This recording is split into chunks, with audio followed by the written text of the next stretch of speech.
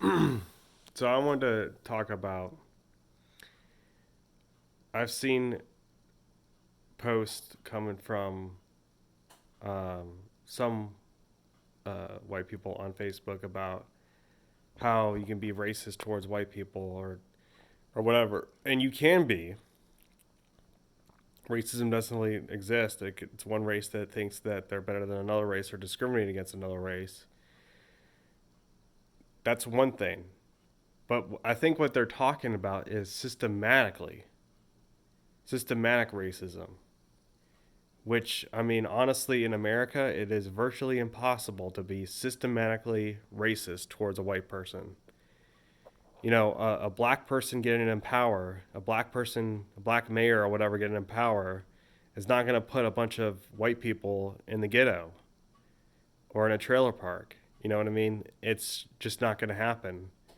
But that has happened the other way around. Even recently, if you look at the school system, predominantly black and Hispanic schools get less money, and this is publicly funded schools, than predominantly white schools, you know, and then that's on average. You can look this up. This information has been researched or whatever.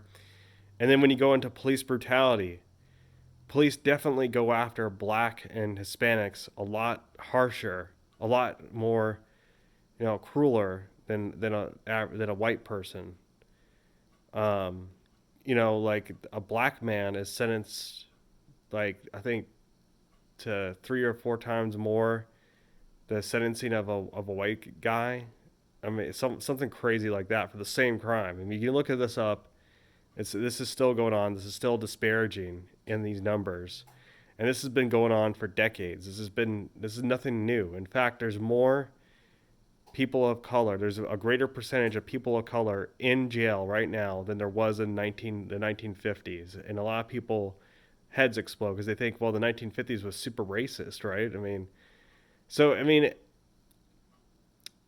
it was, but I mean, today with over policing and the war on drugs and all this other stuff, it's just our our jail system is just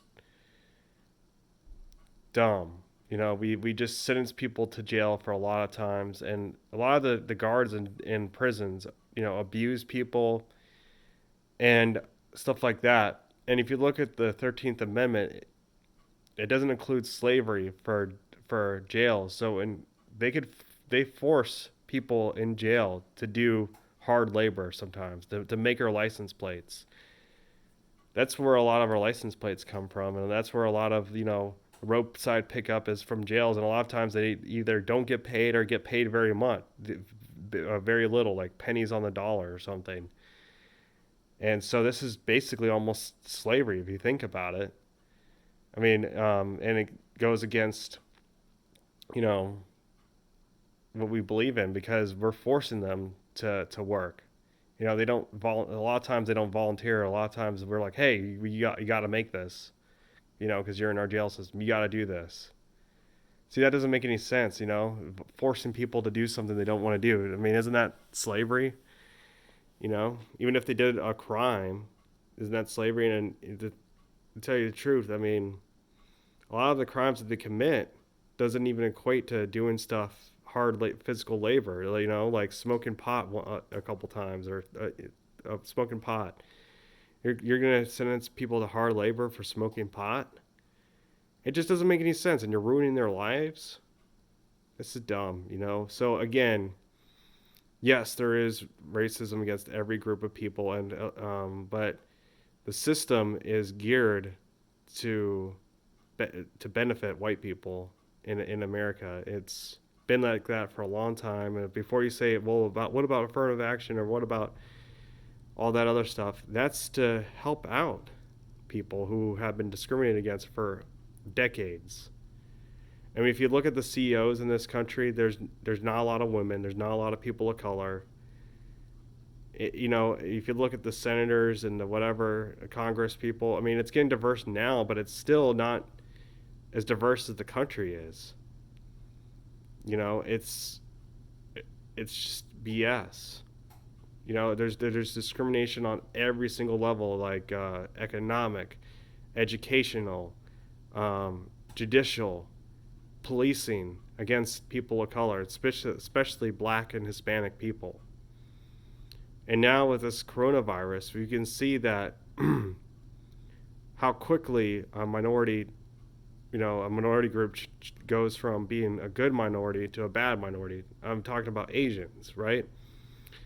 So, in this country that we justify racism towards blacks, trying to take away their affirmative action by saying, well, Asians are, they don't commit crimes and blah blah blah. They're successful. How come black people can't do it or whatever? And because the Asians are the model minority or whatever.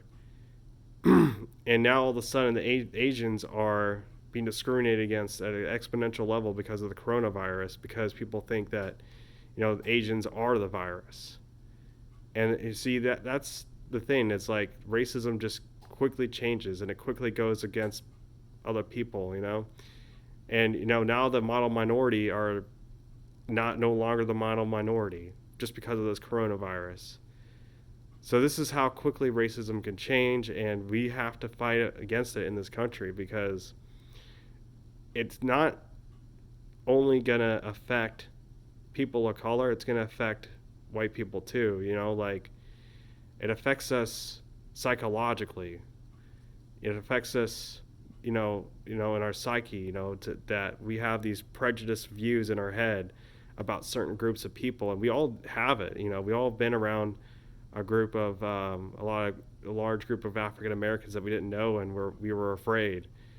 Or a large group of Hispanics, and we were afraid, or we locked our doors or whatever, or we thought that black people were lazy, or that Hispanics were taking our jobs, or that Asians were, outpacing us in computer science. I mean, all these stereotypes that we carry around in our heads need to end.